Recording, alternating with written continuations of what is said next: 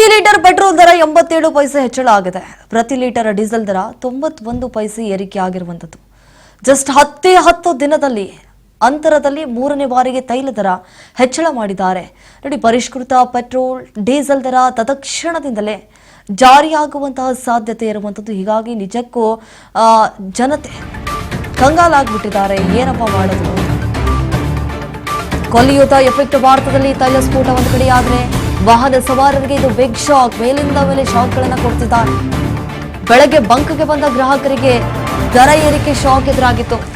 Petrol diesel ಬೆಲೆಯಲ್ಲಿ ಮತ್ತೊಮ್ಮೆ ಏರಿಕೆ ಆಗಿದೆ.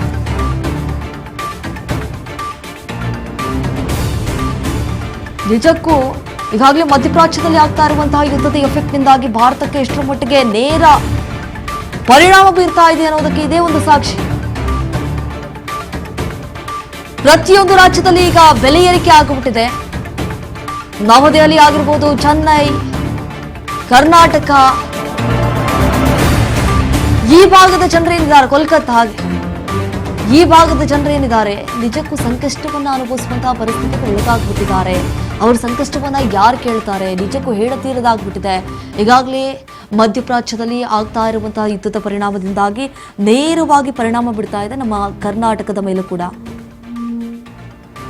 ಜಸ್ಟ್ 10 ದಿನದಲ್ಲಿ ಮೂರು ಬಾರಿ ಏರಿಕೆ ಆಗುತ್ತೆ ಅಂತಂದ್ರೆ ನಿಜಕ್ಕೂ ಇದು ಸಾರ್ವಜನಿಕರ ಮೇಲೆ ಹೊರೆ. ಇದು ಮೇ 15ರಂದು ಕೇಂದ್ರ ಸರ್ಕಾರ ಪೆಟ್ರೋಲ್ ಮತ್ತು ಡೀಸೆಲ್ ದರವನ್ನ ಲೀಟರ್ಗೆ ಅಂತ ಹೇಳಿ 3 ರೂಪಾಯಿನ ಏರಿಕೆ ಮಾಡುತ್ತೆ.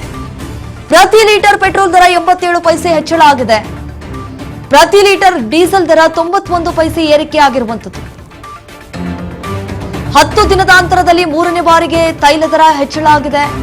ಪರಿಷ್ಕೃತ ಪೆಟ್ರೋಲ್ ಡೀಸೆಲ್ ದರ ತತ್ಕ್ಷಣದಿಂದಲೇ ಜಾರಿಯಾಗುವಂತಹ ಸಾಧ್ಯತೆ ಇದೆ.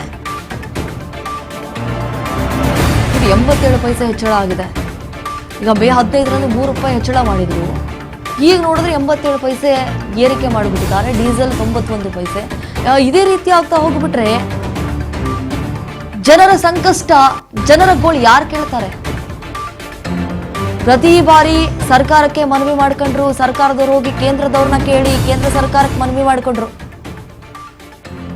ಮೇ 15ರಂದು ಕೇಂದ್ರ ಸರ್ಕಾರ ಪೆಟ್ರೋಲ್ ಮತ್ತು ಡೀಸೆಲ್ ದರವನ್ನ ಲೀಟರ್ಗೆ ಅಂತ ಹೇಳಿ ತಲಾ 3 ರೂಪಾಯಿ ಜಾಸ್ತಿ ಮಾಡುತ್ತೆ.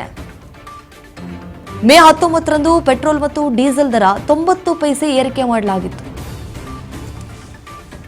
ಈಗ ನೋಡಿದ್ರೆ 87 ಪೈಸೆ ಏರಿಕೆ ಮಾಡಿಬಿಟ್ಟಿದೆ. ಏನಿದು 10 ದಿನದ ಅಂತರದಲ್ಲಿ ಈ ರೀತಿಯಾಗಿ 3 ಸತಿ ಏರಿಕೆ ಆಗುತ್ತೆ ಅಂತಂದ್ರೆ ನಿಜಕ್ಕೂ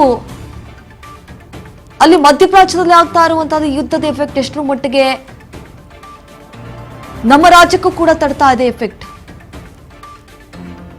ಈ ಜಾಗತಿಕ ಮಟ್ಟದಲ್ಲಿ ಕಚ್ಚಾ ತೈಲ ಸರಿಯಾಗಿ ಸರಬರಾಜಾಗ್ತಾ ಇಲ್ಲ. ಅಸ್ಥಿರತೆ ಕಂಡು ಬಂದ್ಬಿಟ್ಟಿದೆ. ಸಾಕಷ್ಟು ತೊಂದರೆಯನ್ನು ಅನುಭವಿಸುವಂತಹ ಪರಿಸ್ಥಿತಿಗೆ ಒಳಗಾಗ್ಬಿಟ್ಟಿದ್ದಾರೆ. ಈ ಹಿಂದೆ ನಾವು ಗಮನಿಸಿದಾಗೆ ಗ್ಯಾಸ್ಗಾಗಿ ಎಷ್ಟರ ಮಟ್ಟಿಗೆ ಪರದಾಡ್ತಾ ಇದ್ರು ಅನ್ನೋದು ಗೊತ್ತೇ ಇದೆ. ಈ ಗ್ಯಾಸ್ ಫಿಲ್ ಮಾಡಿಸ್ಕೊಳ್ಳೋಕೆ ಹೋದಂತಹ ಸಂದರ್ಭದಲ್ಲಿ ಮಿನಿಮಮ್ ಏನಿಲ್ಲಪ್ಪ ಅಂತಂದ್ರು 3 ಅವರ್ ವೇಟ್ ಮಾಡಬೇಕಾಗಿತ್ತು.